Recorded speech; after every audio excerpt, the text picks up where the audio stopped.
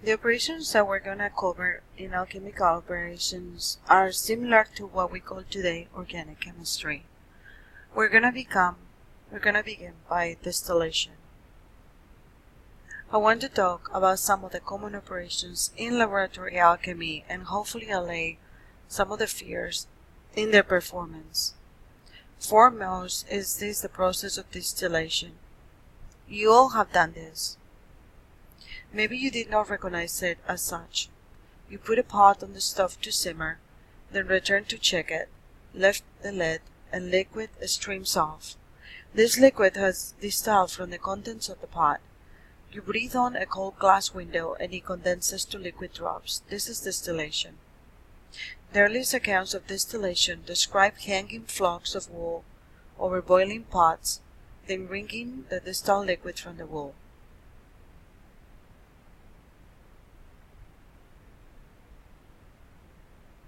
You can go a long way in alchemy by gaining some mastery in the art of distillation. In days past, many households contained a distillery for making medicines, cordials, and cosmetics. There are many types of distillation: simple, fractional, steam, vacuum, and solar.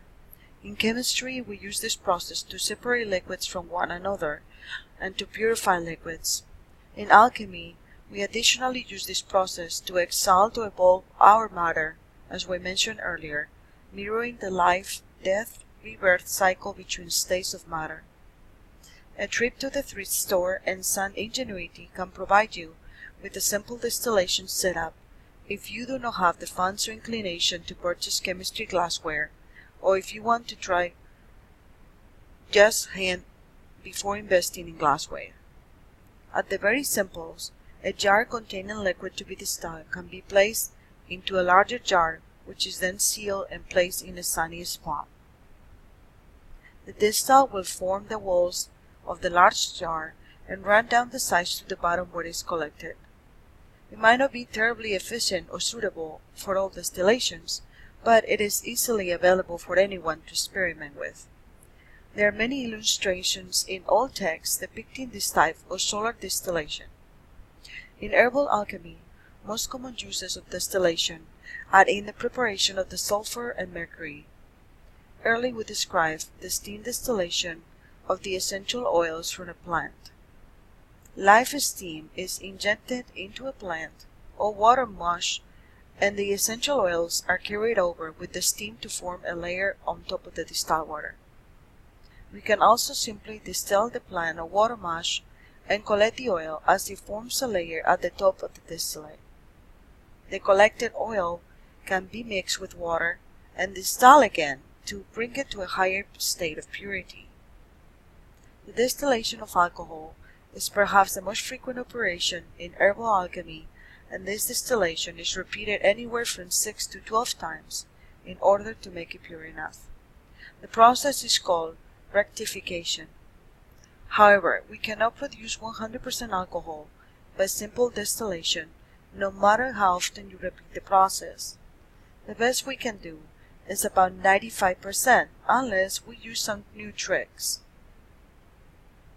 Most often a drying agent is used, such as potassium carbonate or calcium oxide, which is also called quicklime. These materials are not soluble in alcohol, but have a voracious affinity for water, which they absorb from the alcohol.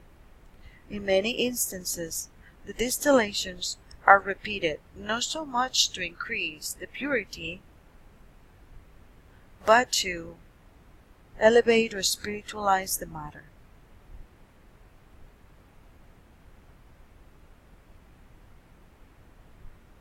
Digestion.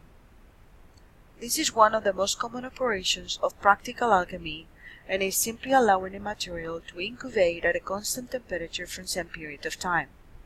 The time period will vary depending on what is needed to occur, and the temperature may need to be slowly increased over a lengthy course of digestion.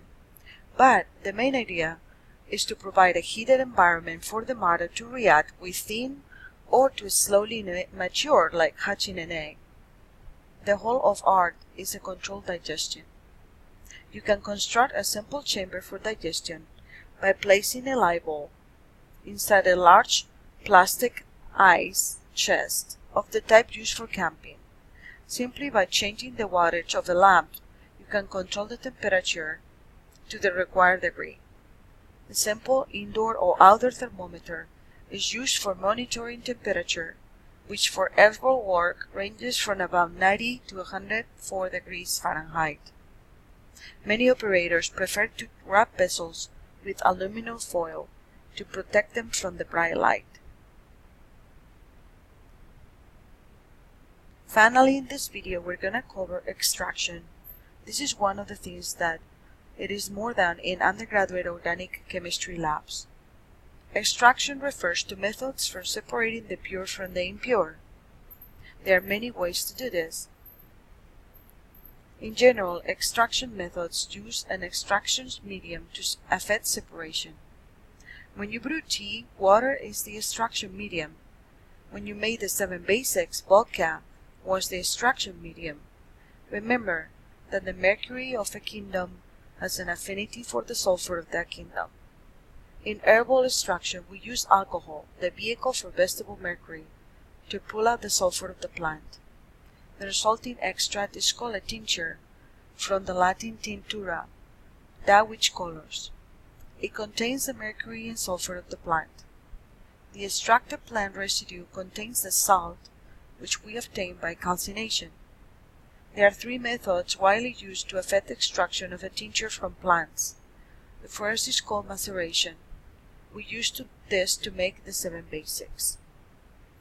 Pour the extraction media, also called the solvent or menstruum, over the material to be extracted until it stands about 2 finger widths above the material.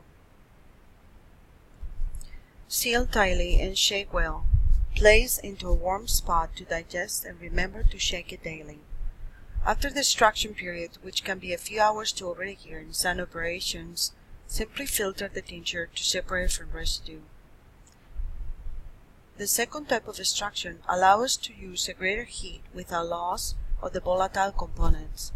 This method is called a reflux extraction. The matter to be extracted is placed into a flask and covered with extraction medium. Then a condenser is attached to the top and heat is applied such as the condensation occurs no higher than the first 1/3 of the condenser. After several days of this constant heating without liquid loss, the material is allowed to cool, then filtered to obtain the extract and solid residue. This method works well for harder materials such as roots, barks, and woods. The third method of extraction is called Sochhel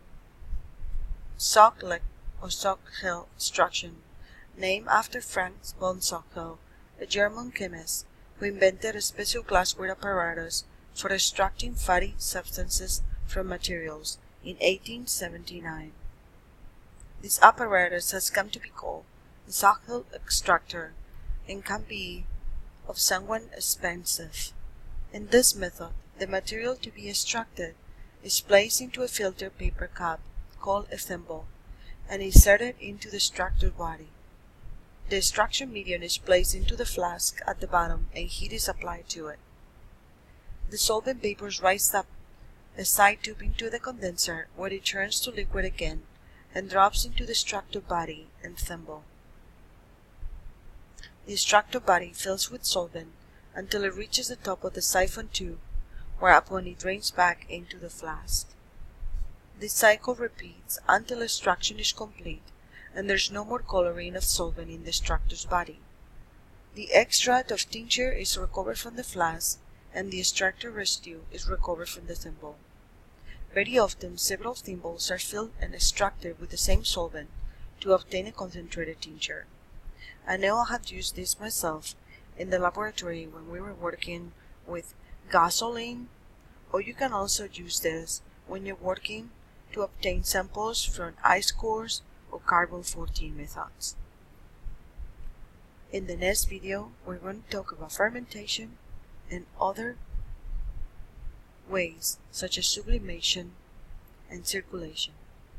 I'll see you then.